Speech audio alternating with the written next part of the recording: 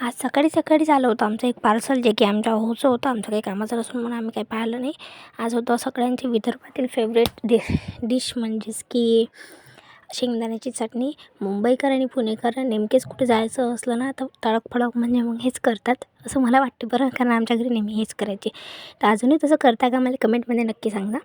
आज शेंगदाण्याची चटणी होती बिकॉज ती मला आवडते. म्हटलं शेंगदाण्याची चटणी करत असाल तर रेसिपी तुम्हाला शेअर करावी. साधे सिंपलचे मसाले होते, जास्त काही याच्यात ताळमेळ करायची गरज नसते. घरचे बेसिक मसाले आणि मिरची, लसूण आणि सांबार बस एवढंच टाकायचं असतो. सो ते केलं होतं, त्याची रेसिपी तुम्हाला शेअर केली. अजून जर डिटेल व्हिडिओ पाहिजे असेल तर मला कमेंट करजा नक्की. संध्याकाळी होता आमच्या घराकडे एका मुलीचा बड्डे, तर मस्त सजून धरून आम्हाला बोलवायला आली होती ती.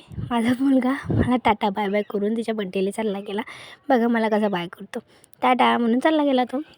एवढं झाल्यावर मग तिकडून आल्यावर आम्ही थोडंसं बसलो आणि रात्री जेवणाचं जीवावर आलं तर म्हणून रोस्टेड आणलं होतं यांनी, बस असं एवढंच.